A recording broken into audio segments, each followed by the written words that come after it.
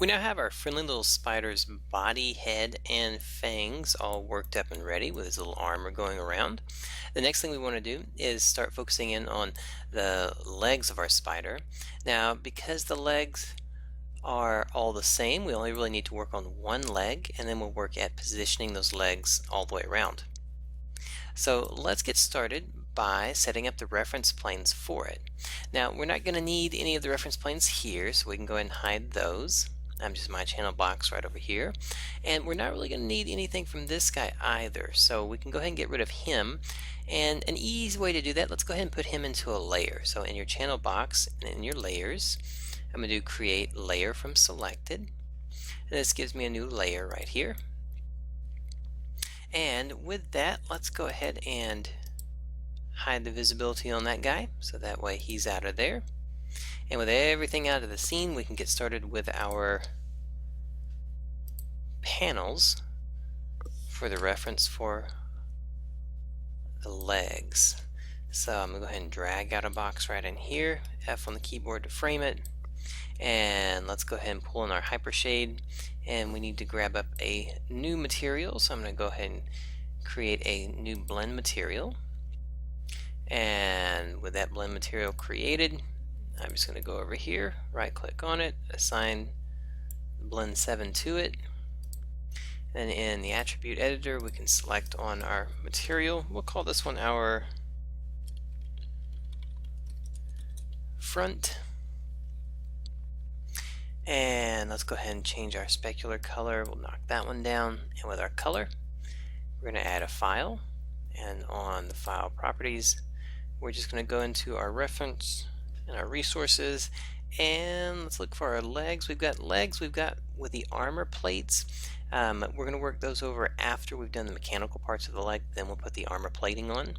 So let's start just with the side view here, and this is going to be for our front, so let's go for our front view right there. Let's open that one up. There we go. And Control D on the keyboard. This way we can flip that guy up. And let's just bump that to 90, nice and even. And you'll remember before when we set things up, we were setting them up so that we could see them in the right way, and that's what we'll do on this one as well. Alright, and now that we've got this guy here, let's go ahead and create another material.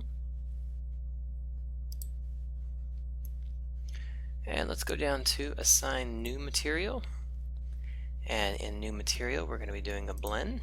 There we go. And we'll do this one as top.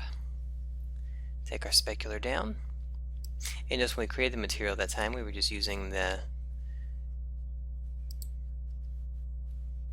context menu down at the bottom. It gives us a quick way of doing it. We're going to load in a file. We'll select our file, and this is going to be a top one for the leg. There we go. And Control D. We'll move this guy over, right click, assign new material, and again just a blend.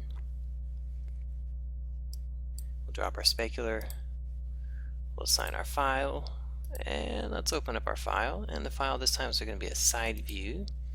So we've got our side, and we've got some orthographic views as well, just to help with the visualization of the piece. So we'll go -90. We'll pull this guy up and around. 90 on the X. Alright, so we're looking pretty close here.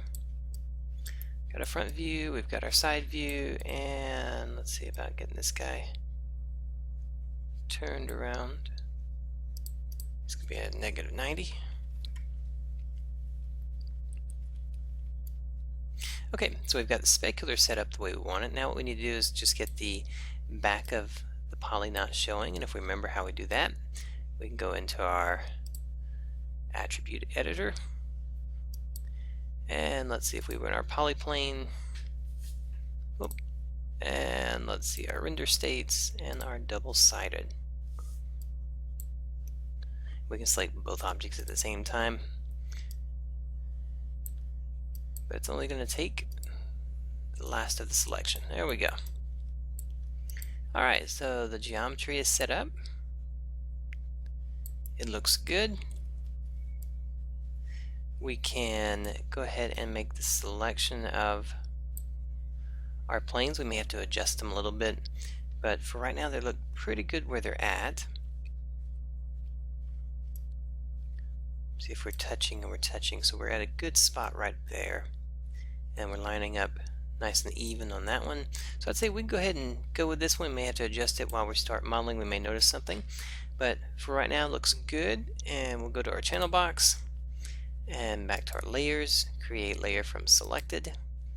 So now we're going to switch this over to a reference, and that way we're not able to select it, but it's in the scene for us to work with.